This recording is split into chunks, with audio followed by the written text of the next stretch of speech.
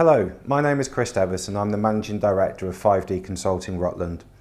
5D Consulting was established to provide bespoke, tailor-written CVs to the engineering and manufacturing sectors. If you haven't touched your CV in a while, probably since your last interview, it's going to need some TLC. In this video, we're going to look at the best way to structure it so it stands out from the crowd. Before you start writing your CV, spend some time brainstorming what you actually do on a day-to-day basis. Think about the key skills that you use and the key achievements that you've had within that role. This will help you with the structure and the detail of your CV. Brainstorm your last 4 roles or 10 to 15 years experience, whichever is greater. Honestly, any information that's older than that will be out of date and therefore it's not relevant. Now you're ready to write your CV, so we need to create a solid structure. The structure that I would recommend is as follows. Have your name and contact details at the top, a professional or personal statement next, followed by your career history. Finish off with education qualifications at the bottom. Contact details.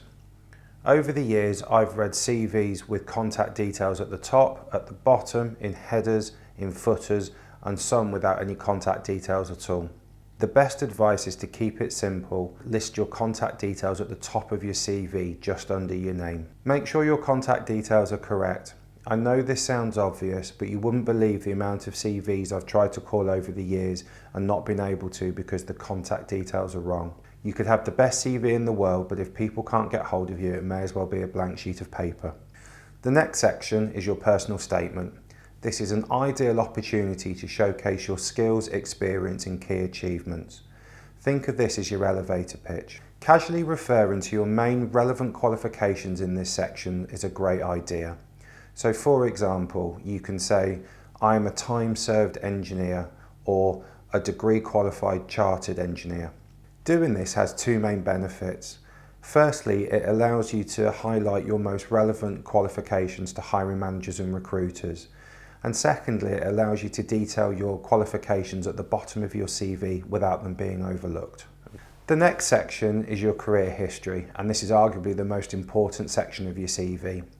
Make sure that each role is clearly defined on your CV and includes your start and finish dates, including months, your job title and the company you work for.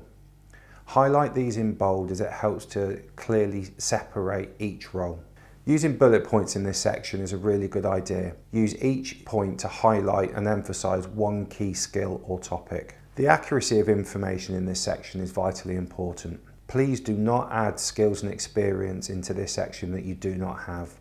All that will happen is that you will be interviewed for roles that you're not suitable for, and you'll be found out at interview stage or when speaking to a recruiter. This will have a really detrimental effect, not just on your job search, but also your morale. With your track record, it's important that your professional timeline is complete. This could be anything, even if it's not directly relevant to your recent experience or job search. For example, this could be taking time out to travel, have a family or care for an elderly relative. It does still need to be included. Any roles older than 10 to 15 years still need to be documented. As they're not relevant, don't add any detail. Simply add the dates of employment, your job title and the company name. Qualifications. Your qualifications should be listed below your career history. Relevant experience is what employers are looking for. When listing your qualifications, list the most relevant and most recent first. With references, please do not put the referee's name and contact details at the bottom of the CV.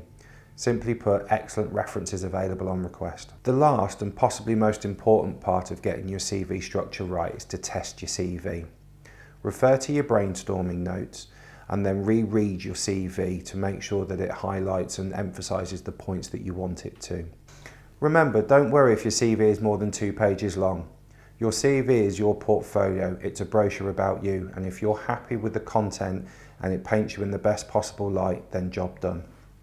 I hope this has been useful, and for this and more information, please visit the website www.5dconsultingrutland.co.uk.